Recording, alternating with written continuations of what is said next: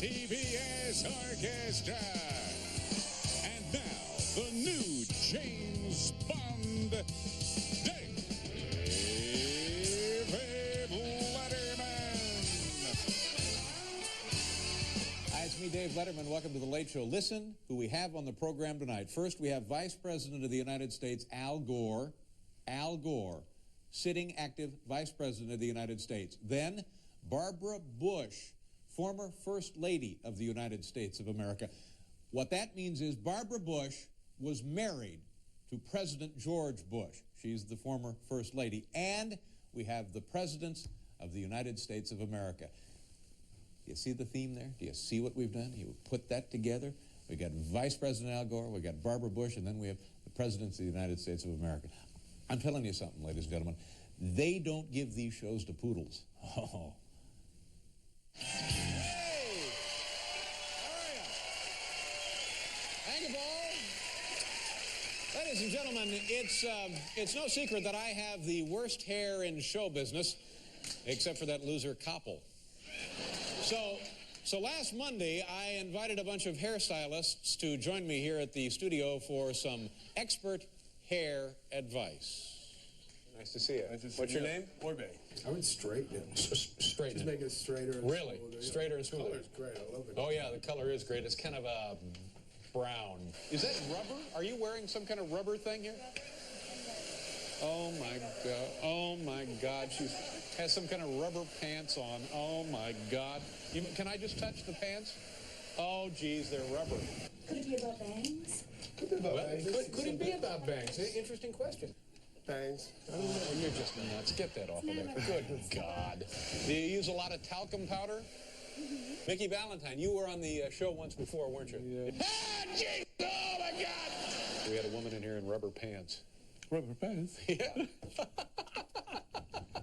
Is it, whoa, I bet you when you stand up with those rubber pants, you get kind of like a boost, huh? Just kind of, whoa! Rubber pants. Yeah, rubber pants. Where do you get rubber pants? What do you think of this, Nicky? So what you have to ask yourself is, do I feel lucky? Well, do you? Do you, punk? Yeah, get that on there. See that again in slow motion.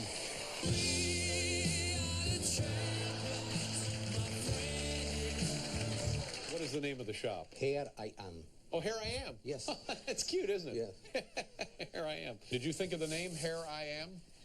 Was that your idea? Well, I was going to give another name. I wanted to give the name Here We Are. Here we We Are. Here we are. But it was some kind of problem, and I was able to use that name. So Here we are. And instead, it's now Here I Am. Here I Am. Yes. Frankly, between you and me, that's my worst fear, that I would go out there and people just start screaming, "He's got a wig on!" If we made you one specifically for you, no one would be yelling, "He has a wig on." I'm going to be like a cop, and I'm going to bust in on you like you're doing something illegal, all right? All right. Freeze, her boy! Dave Letterman. Yeah, you want to try it? I don't know if I can do Well, it just try halfway it. as good as that. Just like it was. And the word is freeze? Freeze, yeah. And then I just added the hair boy. Oh, hair boy. But you don't need to say that if you don't want to. Freeze, you sucker. There's a couple of guys who never get laid.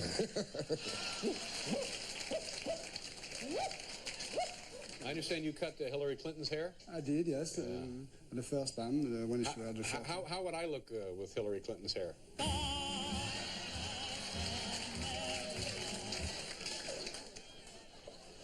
Freeze, hair boy!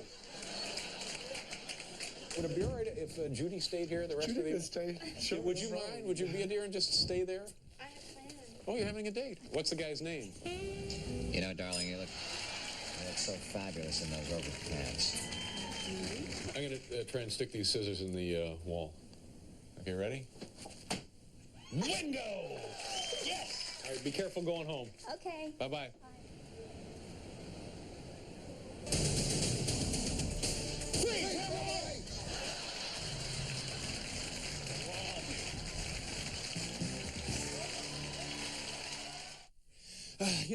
we've done this in the past. Roll that videotape, Hal. We like to play from time to time this little game here. Can a guy in a bear suit get into a strip club? With a guy in a bear suit, and he goes in, and then we played, can a guy in a bear suit hail a cab? And yes, it turns out a guy in a bear suit can hail a cab. And then we played, can a guy in a bear suit get into the Hard Rock Cafe? The answer, a resounding yes. Come on in, guy in a bear suit, please. We open our doors and welcome you. Can a guy in a bear suit get a hug from a stranger here in New York City? Actually, this footage was... Answer is yes.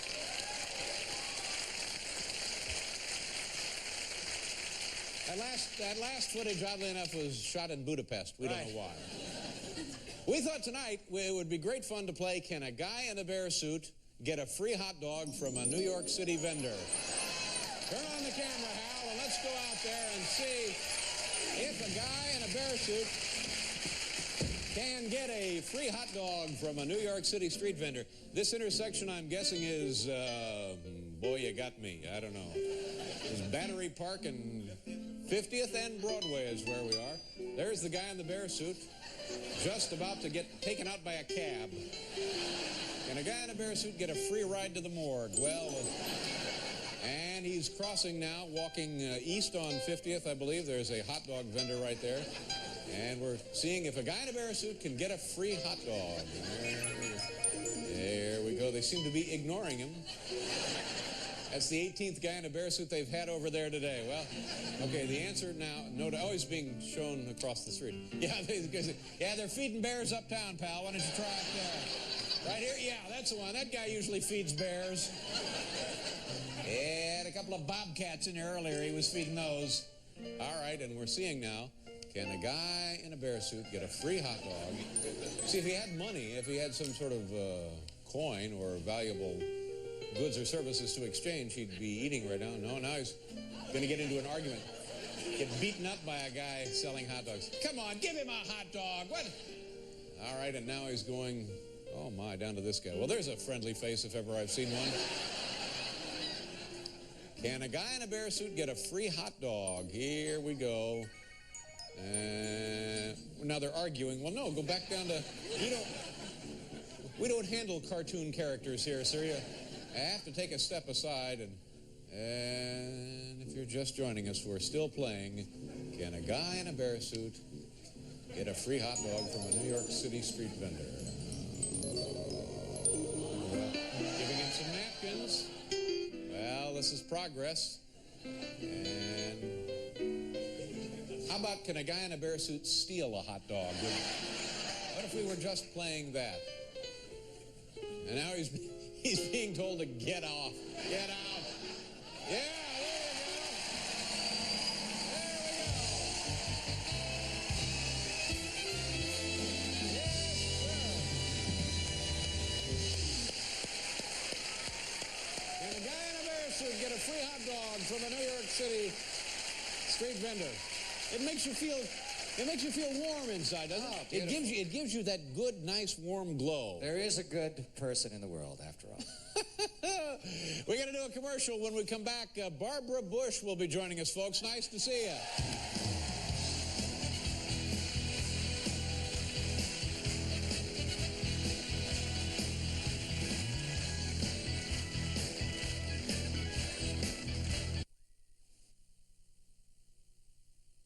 Ladies and gentlemen, before we bring out the Vice President, let me deliver to you tonight's top 10 list from the home office in Sioux City,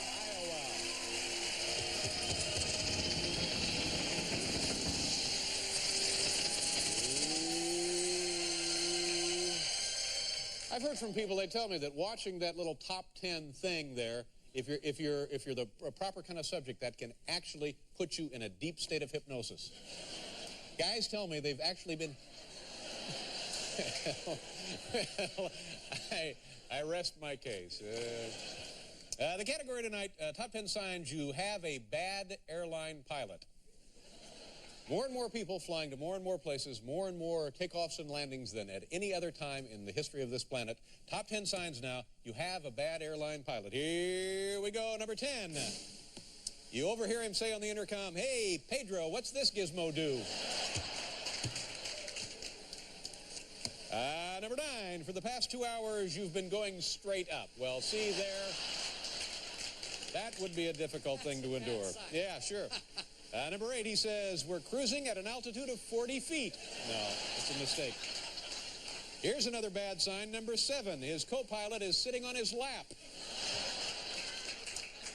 Number 6, when you take off, he yells, whee!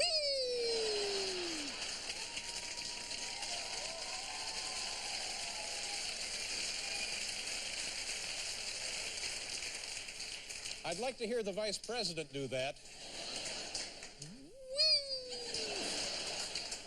Number 5, at some point he announces, screw Chicago, let's go find that Mars probe thing.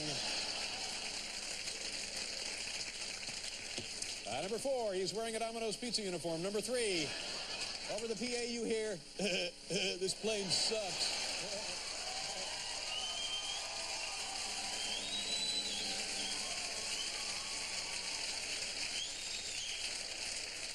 I'd like to hear him do that, too. Let's see. Number 2, as you get on the plane, you recognize the pilot as the same guy who drove your cab to the airport. And the number 1 sign, you have a bad airline pilot. He keeps referring to the control tower as Mommy.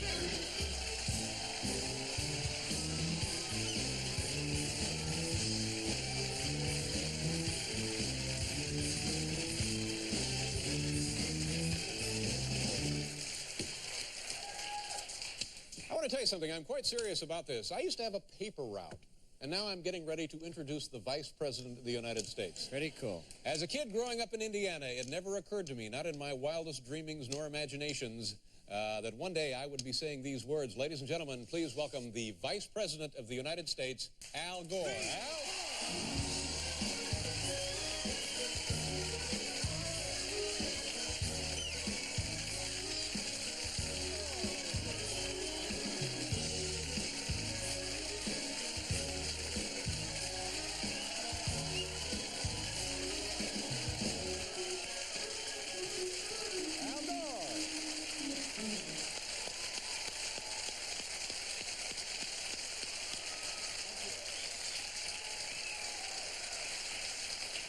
I can't tell you how happy we are that you found time in the schedule and get everybody up here and have this worked out for us. I really appreciate it. And what do I call you? Do I call you Mr. Vice President? Do I call you Al? Do I call you Mr. Gore? Do I call you...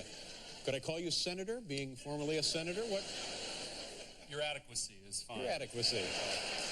I like to recycle jokes.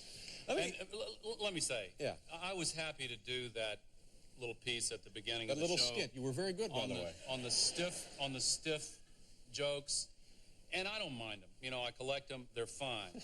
But really? But the line... You collect them, eh? The line that you used on one of your earlier shows about Jurassic Park. That's right. Saying that Bill Clinton was calling Spielberg to see if he could bring me to life.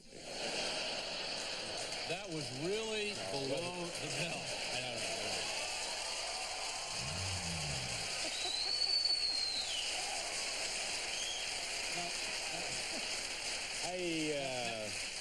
I think that probably was one of the other guys. Yeah, I don't remember. Yeah. I'm sure it was, but let me give you one that I think works out of my collection. How can you tell Al Gore from a room full of Secret Service agents? He's the stiff one. The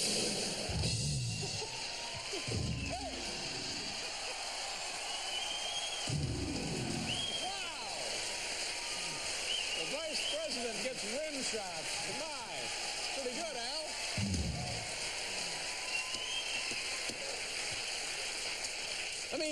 Let me say one thing, and then I have a follow-up question here. I've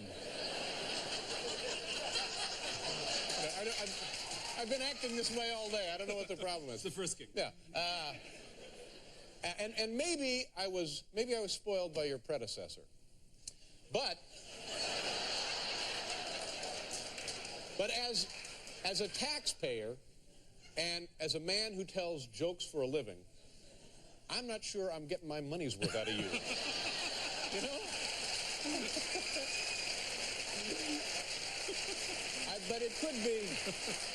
I feel like I've been given it the office. But did we have the wrong impression of Dan Quayle? Is that possible? You served with him in the Senate. What do you know of the guy? And in the House. We used to play basketball together. We were good friends. I've avoided piling on. Yeah.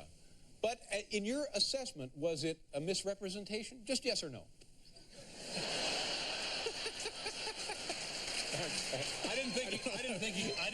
All told, seriously, I didn't think he got a fair shake. All right. Now, he didn't have a very good jump shot, I'll say that. Oh, he could, yeah. So have you fixed the government? It certainly needs it. Yeah. Now, wasn't that the purpose of the big study? Cut out the waste, cut out the needless spending? Yeah. We took 6 months. We looked at what a lot of private companies have done and taken a new approach, cutting costs, improving the quality. We looked at what folks like John Sharp in Texas and the folks in Sunnyvale, California have done, and we're taking a completely different approach. We found a lot of really ridiculous things that cost way too much money, that need to be eliminated. We need to cut costs and get a government that works better and costs less. Now, I was reading in the paper this morning, if some of these implementations are followed, what was that word? Implementation, I'm sorry.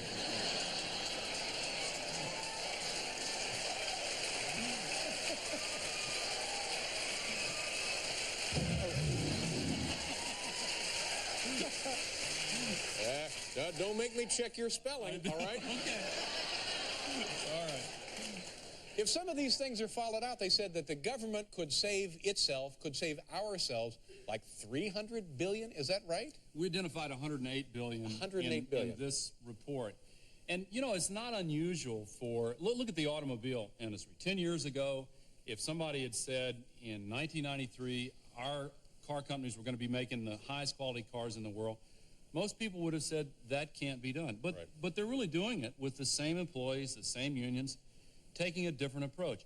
We're trying to apply those lessons to the federal government, empower the employees, measure the results and the performance instead of the inputs, and empower them to be more flexible and creative. And we're convinced that it can really be done. It'll take some time. A lot of it can be implemented right away.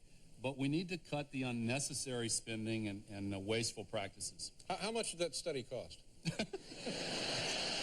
Nothing. We did it one of the things that's different about it. Oh, a couple $100 billion? Just about $108 billion. Oh,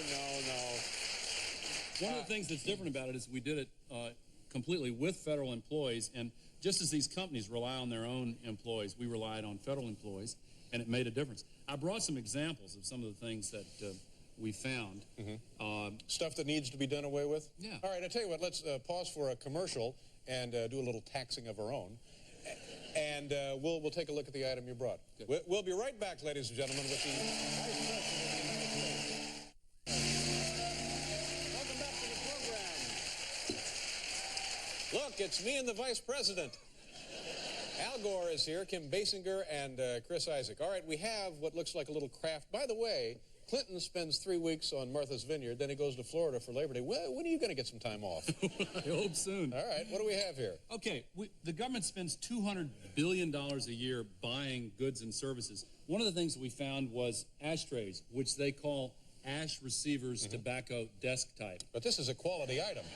Yeah, but this is a designer ashtray because the taxpayers have paid lots of people to specify everything about this, including the testing procedure, which has to be on a plank made out of maple for some reason. Now, this is not one of your jobs, No, not until tonight. I know you break ties in the Senate. I didn't know about this. Oh, I like that. I like that. Thank you very much.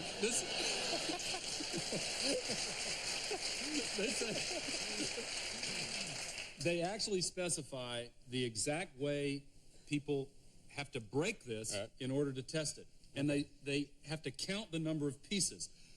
It can be no more than 35 pieces. You have to use an expensive hammer, one of these things, safety goggles, and I thought we would give it a try here. All right? I'll do it first. Cool. Yeah. Now, we're supposed to... now it's your turn. All right. I'm just a beginner. We're not doing this right. Well, give me the We're tool. supposed to count all these and measure them with the ruler. And how is this saving taxpayers money? We haven't been able to find the answer to that question. It's costing taxpayers a lot of money. That's why we want to get rid of all testing this. procedure is what's costing them money. The way we buy, the government buys stuff like this is crazy. I guess I just don't understand politics.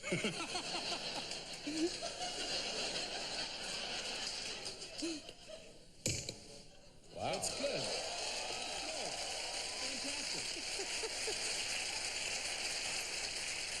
And this would make a lovely cutting board for your wife, Tipper.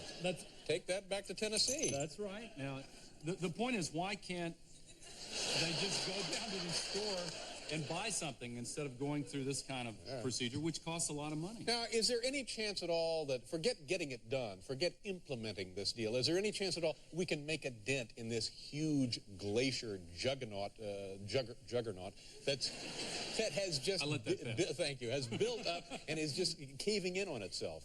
Yeah, we really can. People are used to thinking nothing can change, but the American people are really upset with the way it operates now. It doesn't work. It's extremely wasteful. There's bipartisan support for getting rid of all these wasteful procedures, cutting the wasteful spending, and putting in a new approach that will make it work better and cost less. We really can do it, just as a lot of companies and a few local governments have done it. So let me get this straight. What you're saying, the taxpayers at home can help out by busting their own ashtrays? Yeah. All right. Very good, sir. Now, I'm told that you brought something for us. Yeah, I got a top 10 list from Washington.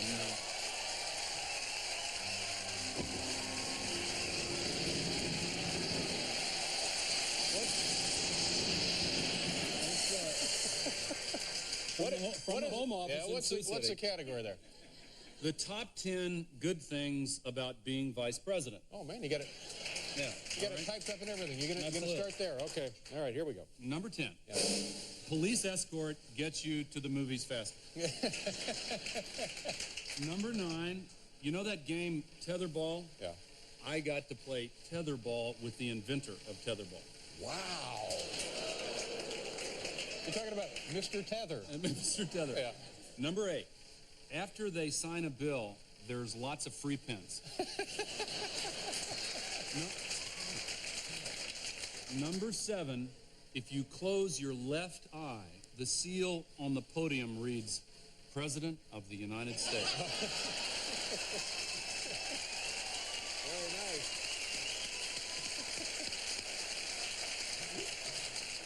nice. Number 6, I get intellectual property rights to my speeches. Whoa.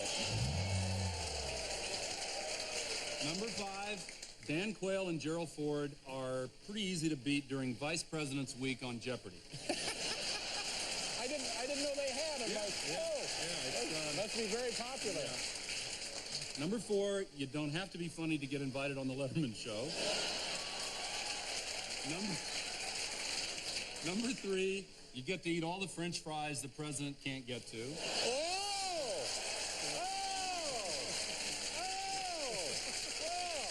Mr. Big Shot, sure. Number 2, don't have to be good speller to get the job. Okay. And the number 1 good thing about being vice president, Secret Service code name, Buttafuoco.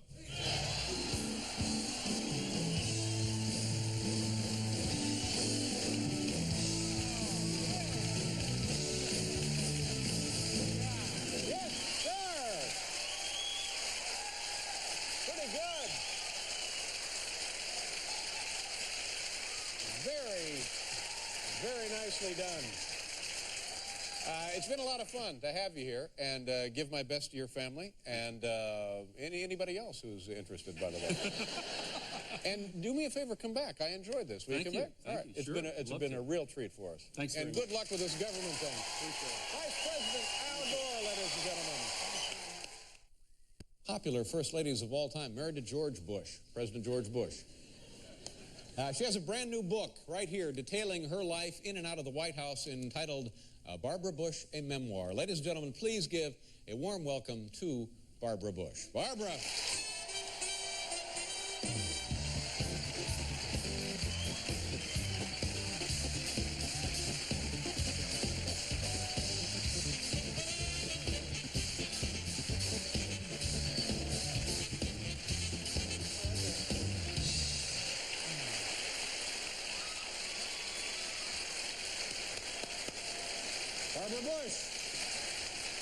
Nice to see you. Pleasure to meet you.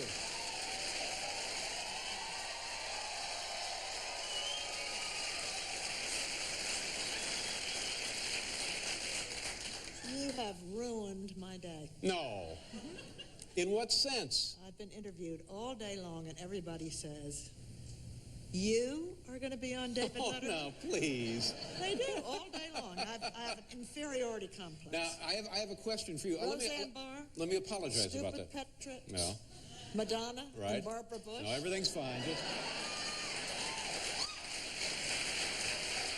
But I noticed when you came out here on stage, you brought your purse with you. I got something in here. Oh, I thought maybe you were worried we'd swipe it while you were out here.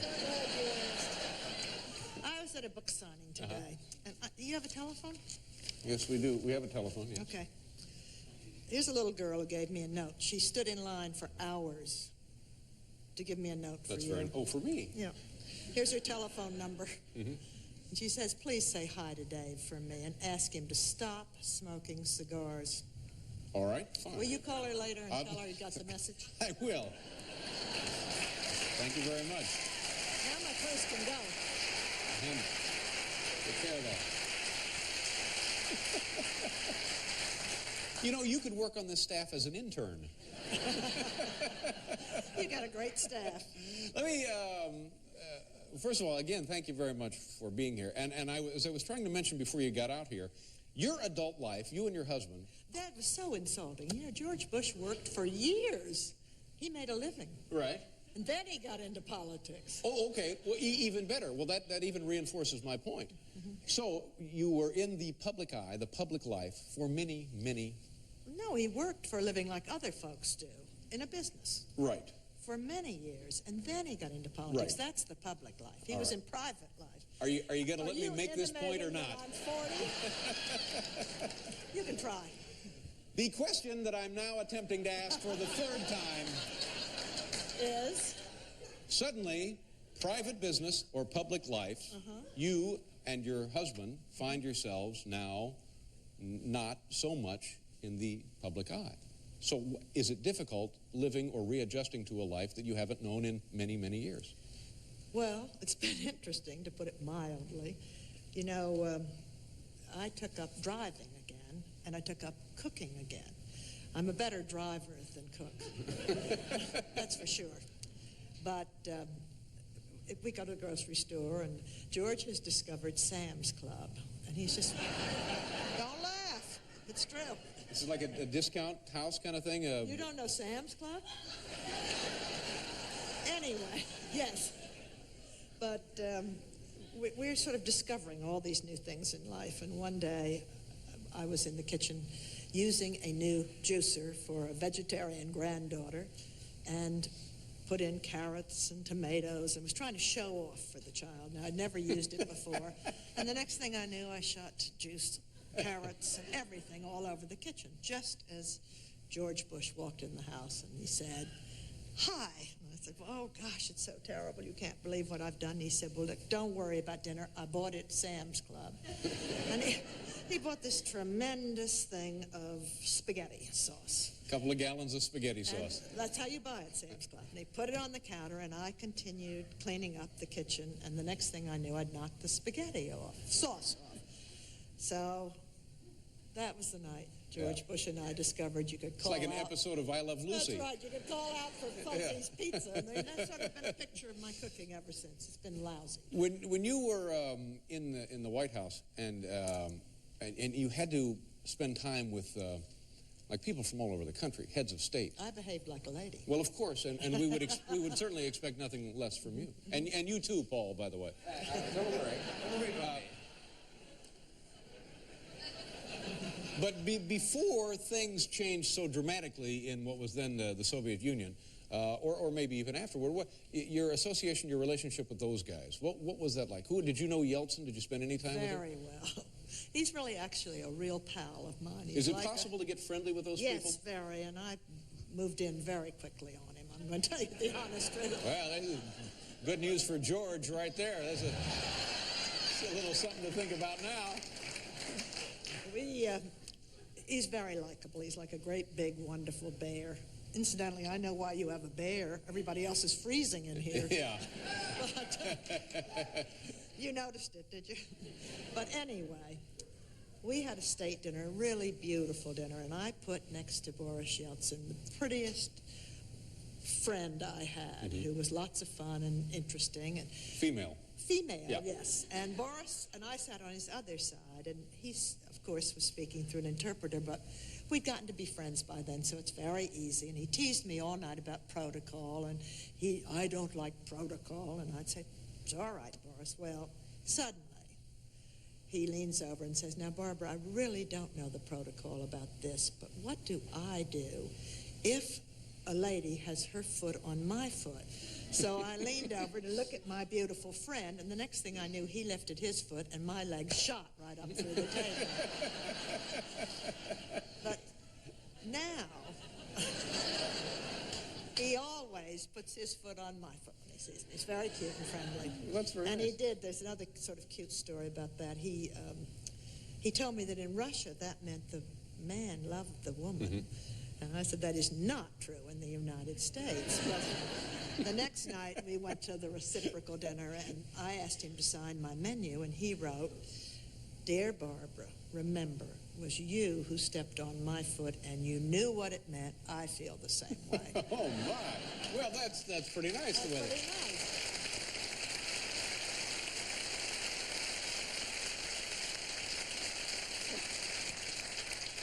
You look great. You are a very striking woman. This is a handsome look Expect me here. to argue with that? We have to do a commercial. We'll be right back here to continue visiting with Barbara Bush. Come on back, folks.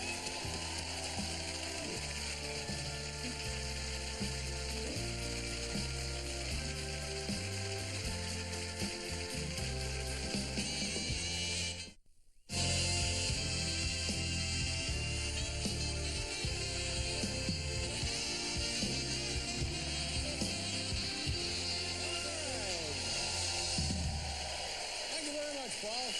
Barbara Bush is here, Emmett Smith, and John Ridley. What do you think of the, do you get any kind of amusement or satisfaction or entertainment out of when the White House, when the Democrats have trouble? Or do you have such a strong sense of empathy for them that it can't be enjoyed?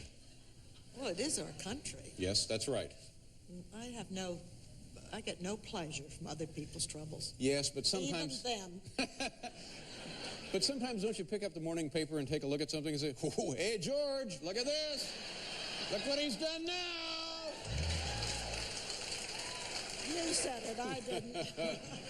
Are there things about, and I know it's impossible to be objective, and as you mentioned, it certainly is the future and welfare of our country, but are anything about the administration that they have done that you kind of think to yourself, well, yeah, I like? Yeah, that I sort of like that. I think this Let is... me think. Whoa. There's lots that I like, but I can't think of it right now. I understand. I'm so excited. What do you have any thoughts about the next presidential election? I think a Republican's going to win. Do you have any idea who will run, who will get the nod? I have about 15 people who are going to run. Yeah. And I really don't get into that game. There are just a lot of good people, and you always hurt feelings. Well, that's what I'm here for. Listen, we've had our political days, but we have two wonderful sons. That's for those of you in Florida and Texas who are running, and I'm going to let them make those mistakes now. I've made plenty of Let me ask you one more question about this. I probably won't answer, Well, but go on. You can punch me. No, please don't. Please don't. Please don't. I wouldn't. Your hands are cold.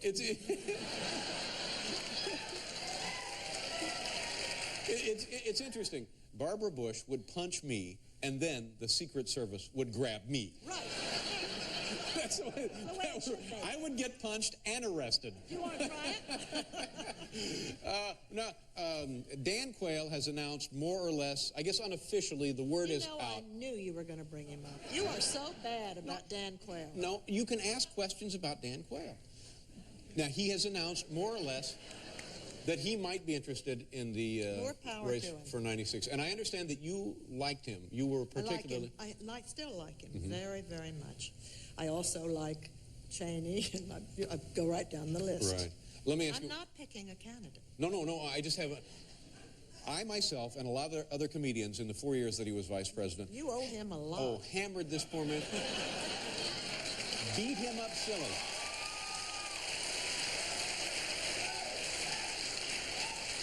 Unmercifully. They like him. I mean, Right, come no. on. Okay, so now that's my question. Is there a difference between what the guy really is Yes. and what the perception that many Yes. hold is? Absolutely. And can you, in a couple of words, Well, identify he's the very difference? bright. Newsmen who traveled with him really liked him. Mm-hmm. Thought Dave Broder, the group that went with him to South America, thought he did a fantastic job. Mm-hmm. He's a good guy. All right, well, I guess that's the most important thing for a candidate to be then. A good guy. Decent. A decent Bright. guy, and then Decent everything and else. bright. All I right. mean, he's all those things. All right.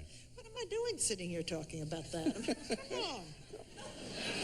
Well, no, it's okay, because if you feel this and you like I the do guy feel- and I you do would vote feel it. for him in '96, then it's perfectly all right Wait to a say minute, that. I'm not saying who I'm voting for. That is absolutely outrageous. The book, by the way, is it doing well? Is it I think so. good for you? It's a memoir, Barbara Bush, and you've lived a remarkable life, and it's full of wonderful I've been anecdotes. darn lucky. to Well, know the truth. that's a good way to look at it, but still in all, a remarkable I'm life. married very well. I just want you to know. Nice to see you, Thank Barbara. you. Thank you very I much. enjoyed being on. Barbara Bush, ladies and gentlemen.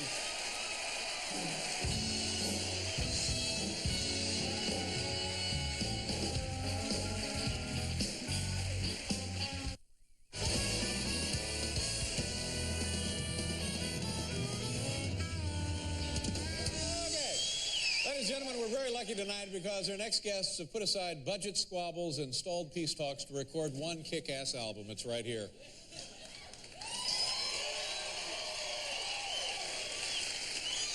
What the hell is this? I haven't seen anything like this. What the hell is Remember that? Yeah, my God. Thank you very much. Making their network television debut, ladies and gentlemen, please welcome the presidents of the United States of America.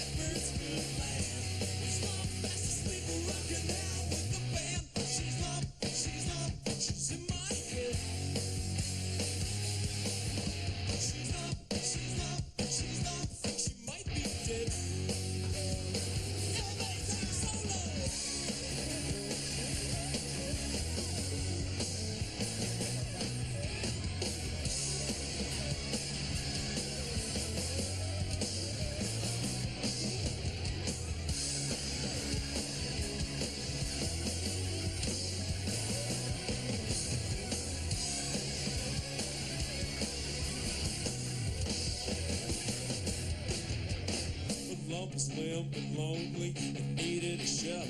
Lump slipped on a kiss and tumbled into love. She spent her 20s between the sheets, and life lived along with subsonic speeds. She's lump, she's in my head. Yeah. She's lump, I believe she's dead.